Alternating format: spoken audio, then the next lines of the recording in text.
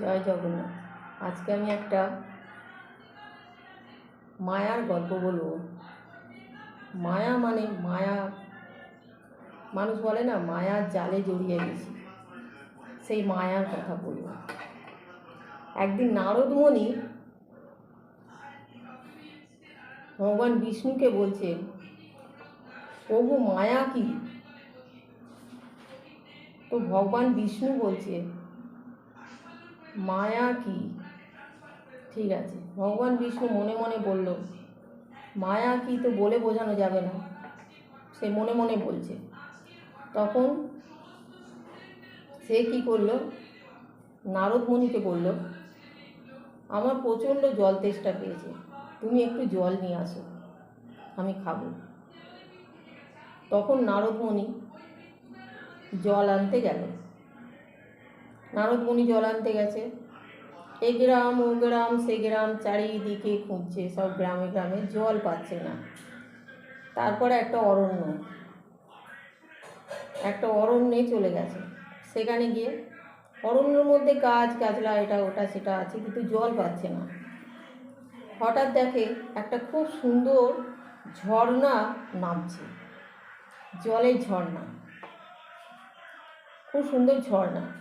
তো নারদ মুনি তখন ভাবলো, তো তাহলে এই তো ঝর্ণার জল নিয়েই আমার প্রভুকে খাওয়াবো, আমি ঝর্ণার জল নেব বলে সে তাড়াতাড়ি করে ঝর্ণার কাছাকাছি গেল। তখন ঝর্ণার কাছাকাছি যখন গেছে, গিয়ে দেখছে সেখানে যে একটা অপূর্ব সুন্দরী, মোহময়ী সুন্দরী, একদম অপূর্ব সুন্দরী সেই ঝর্ণার কাছে দাঁড়িয়ে আছে। তখন সে তার প্রেমে পড়ে গেল। নারদ মুনি তখন তাকে বিবাহ করলো। করার পরে সংসার করছে, তার 3 সন্তান হলো, পুত্র সন্তান। 3 পুত্র সন্তানকে নিয়ে সে ভালোভাবে সংসার করছে, খুব সুখে সংসার করছে। তখন কিন্তু সে সেই বিষ্ণু জল খাবে বলেছে, সেই কথাটা সে ভুলেই গেছে। এত মোহে পড়ে গেছে, মায়ার জালে জড়িয়ে গেছে, যে সেই বিষ্ণু যে জল চেয়েছিল সেটা সে ভুলে গেছে। সে তখন ওই আনন্দে সংসার করছে। হঠাৎ একদিন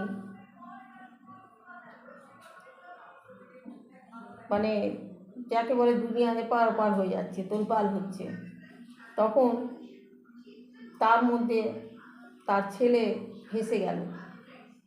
3 সন্তানই সে ভেসে গেল। খুবই কষ্ট তার মনে। তার অত সুন্দরী স্ত্রী, তিনিও ভেসে গেলেন। সে তখন কি করবে, তখন প্রচুর কাঁদছে, কান্নাকাটি করছে সে। তখন সে ভাবলো, আমি প্রভুর কাছে যাই। সেই চোখে জল নিয়ে, 2 চোখ ভর্তি জল, সেই জল নিয়ে সে প্রভুর কাছে গেল। প্রভুর কাছে জল, চোখের জল, আর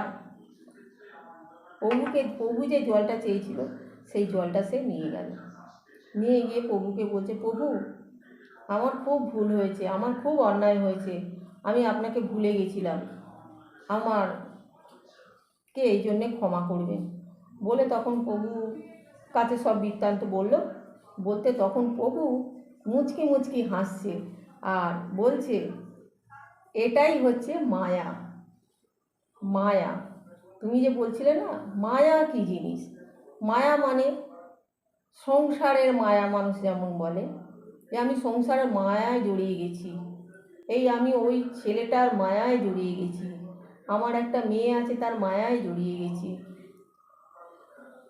এইরকম সব কিছু জিনিসের নিয়েই একটা মায়ায় জড়িয়ে যাওয়া, যাকে বলে মায়া।